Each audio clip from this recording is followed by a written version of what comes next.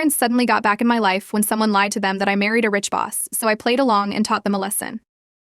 I, 27F, work as a financial advisor at a top company. I have had no contact with my parents for the past 8 years.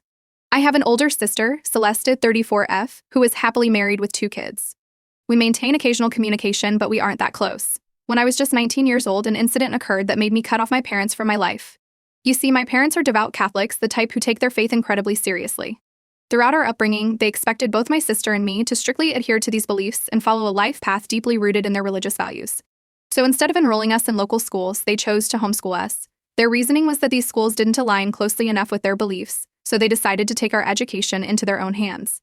They had a very specific vision for our futures and put immense pressure on us to choose one of the following paths: to become parents and have lots of children, or to pursue a life as a nun.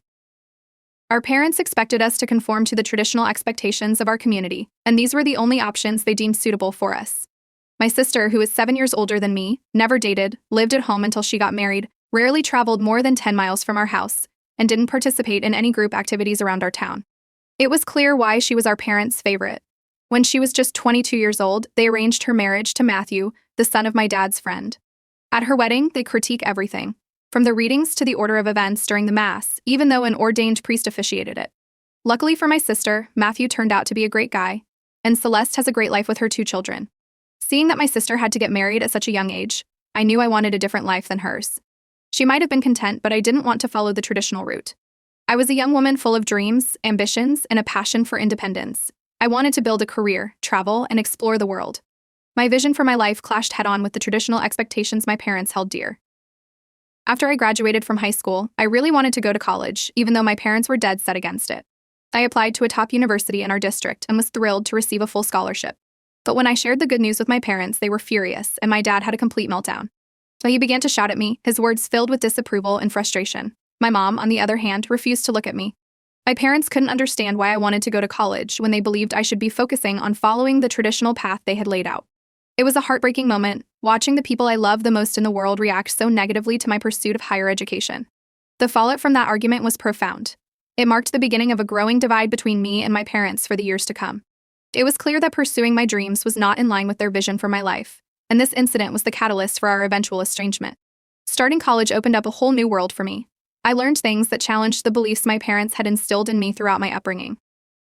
I made new friends and gained a sense of independence that I hadn't experienced before.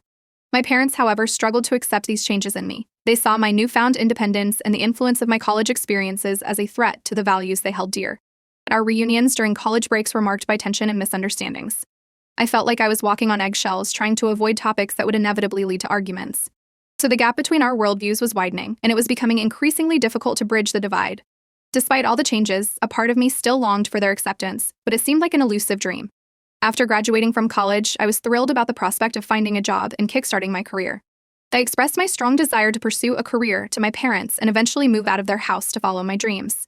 However, my parents were unhappy and didn't want me to pursue a job. They insisted that I should choose a life path that led to marriage and starting a family, in line with their strong principles. Our arguments got more and more intense, emotions were running high, and they fervently urged me to reconsider my choices. When I stood my ground and refused to heed their demands, they told me to leave their house right away. I was taken aback, shocked to see them react so angrily and abruptly over a decision that brought me so much happiness. I gathered my belongings and stayed at my sister's place for a few months until I could find a new place of my own. During that time, I made a solemn promise to myself that I would never go back to my parents' house. I wanted to live life on my own terms and achieve success and happiness outside the confines of their traditional expectations. My decision to leave and pursue a career, however, deeply hurt my parents. In their eyes, I had diverged from their expectations and disregarded their wishes for me. So they responded by cutting off all communication with me, and it was as if I had been exiled from their lives. And over the years, whenever I talked to my sister, I made sure not to ask about them, and she didn't mention them to me. So now coming on to the incident in hand, I had been in a relationship with my boyfriend for the past 3 years, and he proposed to me 3 months ago. So we decided to have a simple court marriage followed by a small dinner party with our close friends. I'm not a fan of big, dramatic weddings, and the fact that I couldn't invite my family to the wedding was another reason for keeping it low-key. Everything seemed to be going smoothly in the following days, or so I believed until I received a call from an unknown number. I answered it, only to hear my parents on the other end. After all those years of silence, I couldn't fathom why they were calling me. It turned out they had learned about my marriage and wanted to offer their congratulations.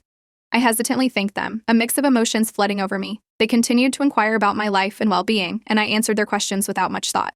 So it didn't strike me as unusual until they began to ask how it felt to be married to someone in a higher position than me at my company. Puzzled, I asked them to clarify what they meant. They went on to explain that they were delighted I had chosen to marry my boss.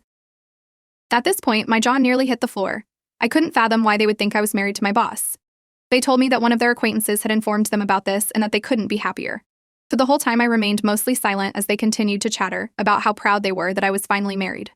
My dad expressed excitement about meeting my husband and getting to know him, while my mother inquired if I planned to quit my job now that I was married, with the intention of focusing on having kids and keeping my husband happy. Their assumptions left me flabbergasted.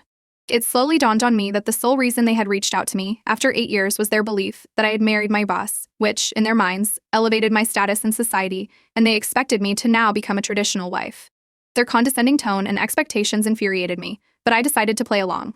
I painted a picture of a life that technically was true, as I did have a comfortable life with my husband, but I added in a bunch of lies, such as having 20 housekeepers at our beck and call and living in a huge mansion with a swimming pool.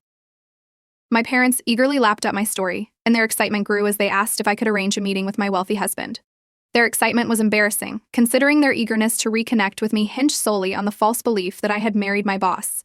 While I played along and agreed to set up a meeting for the weekend, a plan was forming in my mind. I wanted to teach them a lesson, a way to make them understand the pain they had caused by refusing to talk to me for all those years just because I didn't conform to their demands. Now they were suddenly eager to be back in my life, also they could boast about it in front of their community friends.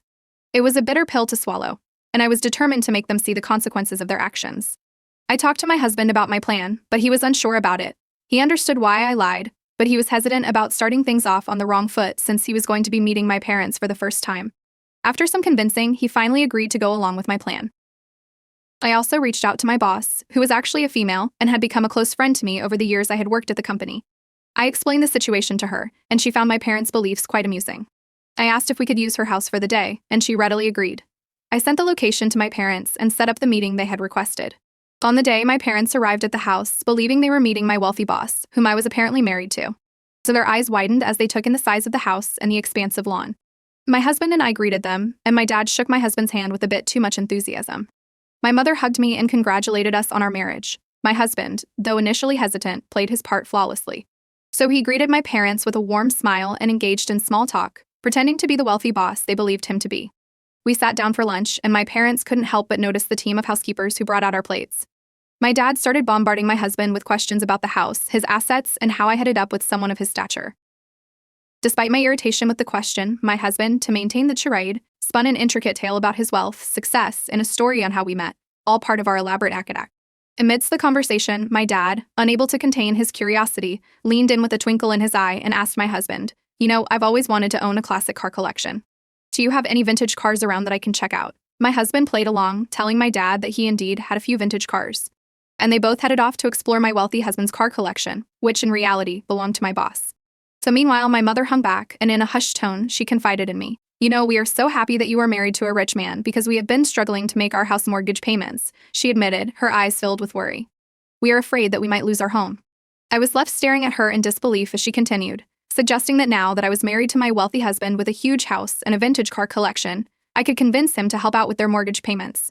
So it hit me like a ton of bricks. The only reason my parents had reached out to me after all these years was because they believed they could benefit from my supposed rich husband's wealth. They never really cared about me at all. The realization was a bitter pill to swallow, and a rush of emotions swirled within me. As I waited for my dad and my husband to return, I could feel the tension in the air. When they finally rejoined us, I took a deep breath and decided it was time to have a candid conversation with everyone. I turned to my dad and asked him directly if what my mother told me was true. He hesitated for a moment and then replied, "Well, I didn't expect you to ever get married, let alone to a wealthy man. Now that your husband has more than enough, it wouldn't hurt to share some of this wealth with us." Both my husband and I were taken aback by the words that came out of my dad's mouth. My dad continued, explaining that he didn't have the money to pay the mortgage, and he couldn't turn to his friends for help because it would reputation. Seeing my parents' desperation and their assumption that they could easily gain from my husband's imaginary wealth, I decided to take my revenge to the next level. With a wicked glint in my eye, I looked at my dad and said, "You know what, Dad? We can help you with your mortgage, but there's a condition. That you must first publicly apologize to me and acknowledge that you were wrong to cut off contact with me for the past 8 years. You need to do this in front of our entire family and friends at a gathering we will organize. My parents were taken aback, but it's not like they had any option. They reluctantly agreed to my terms. Over the next few weeks, I organized a family gathering where I invited our relatives and close friends to join us. My sister had no idea about all these circumstances and was taken aback that my parents had decided to reach out to me after so long. I made sure to keep my sister in the dark about my revenge plan, as I knew her strong convictions might lead her to spill the beans to my parents. On the day of the event, I was happy to meet my extended family after such a long time and meet some of my parents' longtime friends. Everyone congratulated me on my marriage to my supposed wealthy boss and kept asking if we were trying for kids. I was getting irritated with their close-minded questions, but to maintain the trade, answered all their questions with a polite smile. Amid the cheerful chatter, my dad decided to call everyone's attention for a toast. He rose from his seat, raising his glass high, and began by expressing his happiness to be there among family and friends. He congratulated my husband and me on our marriage. My dad continued with his speech, proclaiming his pride in how I had turned my life around and was now married to my boss. So he spoke about the embarrassment he had initially felt when I had expressed my desire to pursue a career, and how I had supposedly brought shame to his family at the time. He declared that he had now chosen to forgive me because I had finally chosen the path that he and my mother had wished all along. The room remained still as his words hung in the air, and little did my dad know that this gathering was indeed about to take a turn he hadn't anticipated. As my dad concluded his speech, the room was filled with an expectant hush. Most of the guests believed I would rise to thank him for his words, but I had entirely different intentions in mind. So it was time to reveal the true purpose of this gathering, to set the record straight, and to finally address the 8 years of estrangement. So with all eyes on me, I began to speak. Thank you, Dad, for your kind words and for being here today. There's something I need to confess in front of everyone. As I spoke, a collective murmur rippled through the room. I am married to my husband, I continued, but he isn't the boss of my company. My boss is actually a woman and a very close friend of mine, and it was in fact her fat you visited earlier. So the wealth and the lavish lifestyle you sweet was all a charade. Someone had lied to you that I had married my boss, and I went along with the lie just to find out your true intention. I had then insisted on having this gathering so I could reveal the truth about our family. Then my dad's face shifted from pride to shock, and there was a moment of stunned silence. I recounted in front of everyone how my parents had cut off contact with me for 8 years because they disapproved of my desire for independence and the pursuit of a career. But suddenly they called me out of the blue when they believed that I was now married to my boss, who was supposed to be rich. I disclosed the real reason was that they wanted our financial help as they couldn't afford to pay for their own house. They had reached out to me after all these years with the sole intention to leech off my rich husband and tried to convince me to ask him to pay for them. It was a shocking revelation as everyone registered the truth. I went to clarify in front of everyone that although I wasn't married to my wealthy boss like my parents had assumed, my husband and I did have a very comfortable life with equally high-paying jobs. I emphasized that the comfortable life we led was a result of my decision to break free from them and pursue a career rather than rushing into marriage and motherhood. The room was filled with a mix of emotions, from surprise and disbelief to understanding and even disappointment. All eyes turned to my parents, who now appeared embarrassed and exposed. The guests started whispering to each other as my husband and I got up from our seats triumphantly and left the gathering. And our work here was done, and a sense of satisfaction washed over me. I had finally put an end to the facade my parents had maintained in front of their community all this time. All of this happened last week, and the aftermath has been quite revealing. I have been receiving numerous calls from people since the incident. While the majority of them applaud my courage in standing up to my parents and unveiling the truth in front of everyone, my sister and some relatives believe that I went too far, humiliating my parents in front of everyone. So, am I the whole for going along with my parents' lies about being married to my boss so I could take the ultimate revenge on them? Update 1, I appreciate all the responses to my post. After reading your comments and suggestions, I felt compelled to give my sister a call and share my perspective. I explained to her that I was only 19 years old when our parents kicked me out, leaving me with emotional scars that persisted for years. And their decision to cut me off was solely based on my desire to pursue higher education and choose a life different than what they wanted. Said it was an incredibly painful experience for me at such a young age. I made it clear that I never looked down on her choice to get married, but it wasn't the path I wanted to follow.